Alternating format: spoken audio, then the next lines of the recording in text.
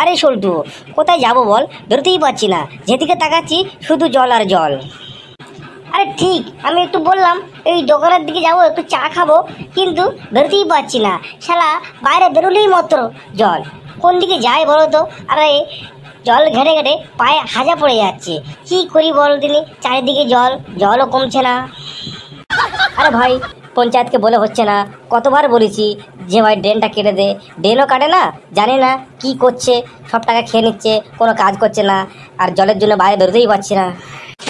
আরে চ না, এই পঞ্চায়েতের কাছে যাই দেখি, যে বলবো কি ব্যাপার, আমরা জলের জন্য বাইরে বেরোতে পারছি না, একটু ড্রেন ফেন কাটানোর ব্যবস্থা করো না, একবার চল যাই।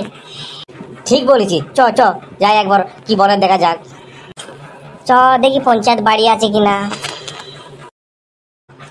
স্যার, আমরা ভিতরে আসবো? কে তোমরা? কারা? কিসের জন্য এসেছো? আমরা সন্দেশখালী গ্রাম থেকে এসেছি। কি ব্যাপার? ঠিক আছে, ভেতরে এসো। স্যার, আমরা এসেছিলাম, আমাদের গ্রামে আশেপাশে পুরো জল ভরে যাচ্ছে, কোনো জায়গায় ড্রেন নেই যে জল নিকাশের রাস্তা আছে। হ্যাঁ স্যার, আমাদের ঘর থেকেই পা বাড়ালেই জল, তাই আমরা কোথাও ঠিকমতো যেতে পারছি না। যদি আপনি দয়া করেন আমাদের ড্রেনের কাজটা তাড়াতাড়ি করে দেন, খুব সুবিধা হয়। আরে সরকার তোমাদের এত সুবিধা করে দিচ্ছ, তবু তোমরা পেয়ে বসছো। তোমাদের এই পা বাড়াতেই হয় না, দুয়ারে রেশন চলে আসছে, সেটা নিচ্ছে মজা, আর দুয়ারে একটু জল পড়ছে বা জল জমছে, সেটাই তোমাদের অসুবিধা। তোমরা কতই পেয়ে বসো বলো তো?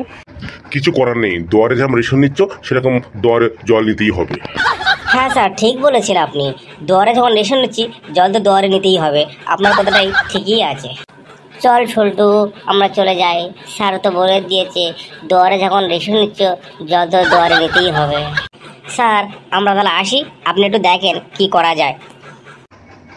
ঠিক আছে, যা যা, দেখছি ওখানে কতটা জল জমেছে, ওখানে কুমির চাষ করা যায় কি। এমা, আপনি পঞ্চায়েত না অন্য কিছু, ওখানে জল জমেছে বলে আপনি কুমির চাষ করবে? কি কথাবার্তা বলছেন? চল সল্টু, আমরা চলে যাই। যা যা, কি মনে করেছে এরা? হ্যাঁ, ঘরে বসে বসে রেশন নেবে আর ঘরে বসে বসে জল নেবে না, কি যেন হচ্ছে।